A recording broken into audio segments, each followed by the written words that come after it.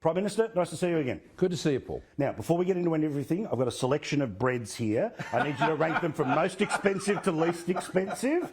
We might do that a bit later. Sure. Sure. We'll make some toast. Yeah. Our mate Chris Kenny has a great line about the National Press Club, that it's a home game for Labor people and an away game for Liberal people. Sure. They came at you really hard yesterday, and that's fine. People can come hard. Yeah. But it seems so personal. So what's happening inside you when it's that personal? Oh, you have the same human reactions as anyone else does, Paul, but at the same time, you know, I never let that sort of distract me. I know what they're trying to do. And yes, it was one of the more brutal outings at the press club. I've been there many, many, many times. And there's been some experiences there. And that's okay. But I just expect them to apply the same blowtorch to my opponents, and if they do that, fair enough. But if they don't, well, people make up their own mind what that's all about. Why do you think when people go that it is always personal? It's very rarely about the idea or the policy or this. It's always seemingly personal. Well, I remember they used to do the same thing to John Howard. Remember.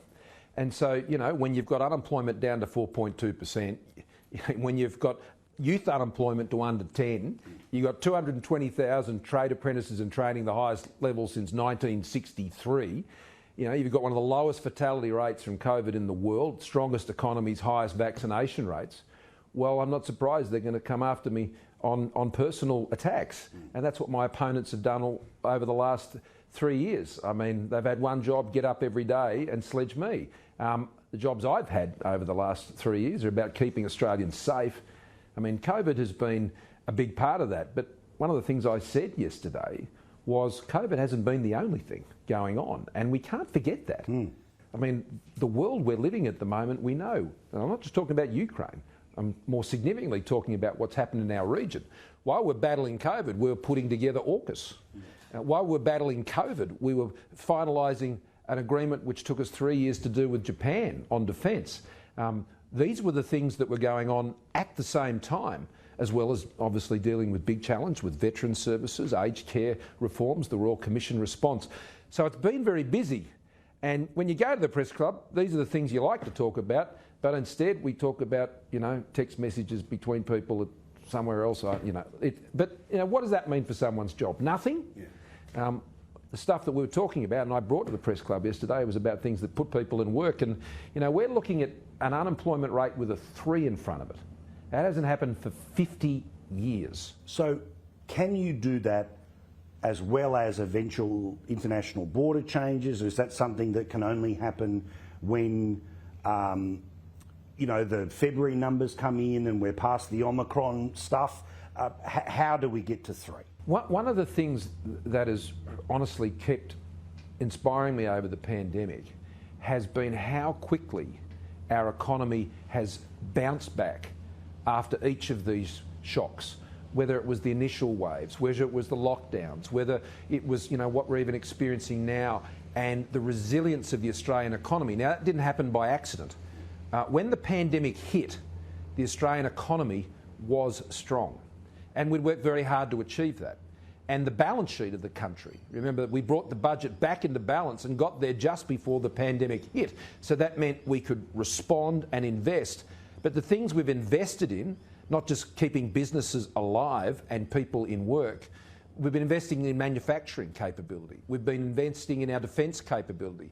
We've been investing in our agricultural sector and soils and these issues and making sure that our ag sector is doing well. We're investing in energy. We're building gas-fired power plants and Kurri.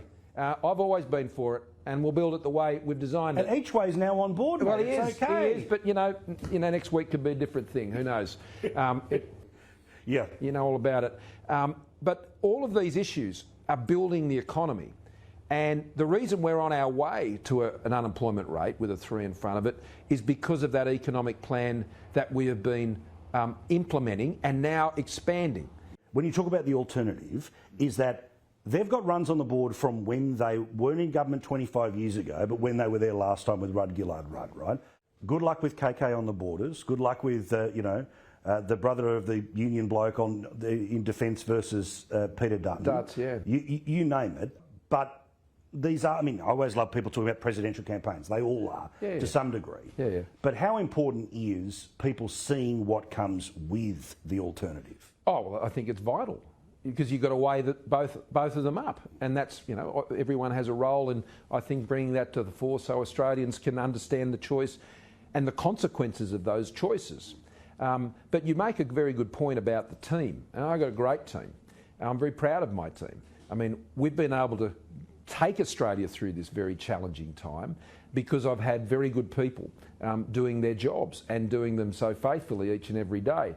And you do have to line up. Well, who's the Defence Minister for my team? Well, it's Peter Dutton.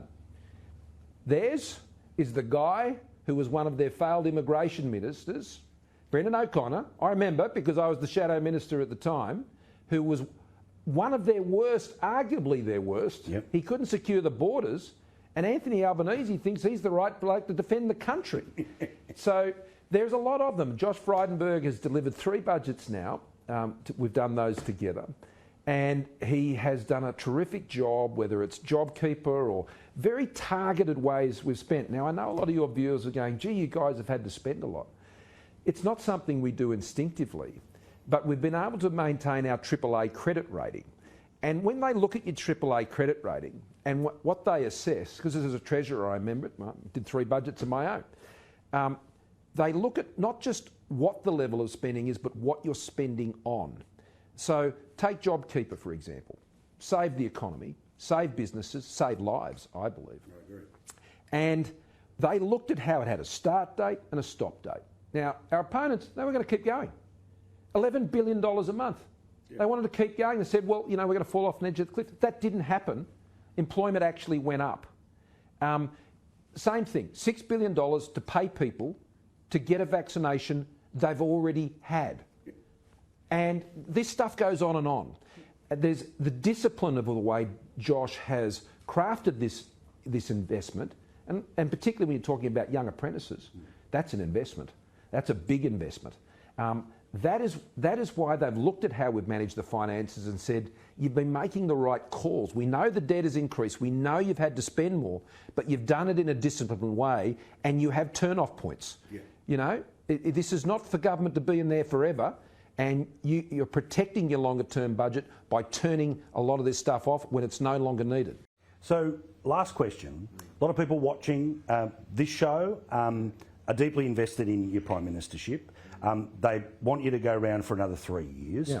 So talk to them about why they should fight just as hard as they did last time, this time. Everything we said at the last election remains true. All the things that we were fighting to ensure we could do for this country remain exactly the same challenges we keep fighting now. And there are many of them, but the 2 big ones. I mean, in an election, the country will go in one of 2 directions. Paul Keating said that. Change the government, change the course of the country. And that's true. So what is the course we're on? The course we're on is an economy that's bouncing back and coming back strongly, with a strong and resilient health system.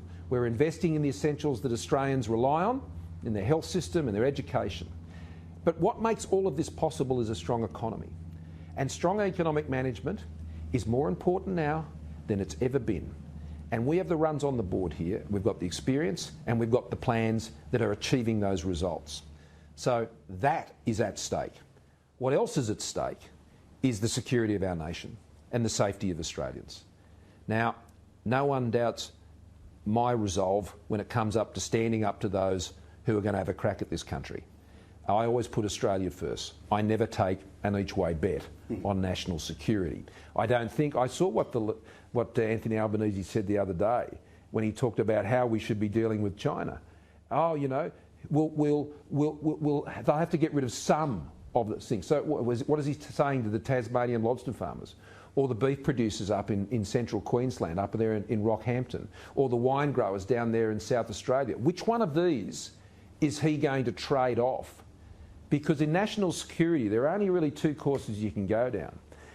You can appease, or you can stand up for what you believe in as a country. And no one has any doubts I think, about our government when it comes to which path we'd take. PM, nice to talk. Thanks, Paul. Good on you, mate. Cheers, mate. Thank you.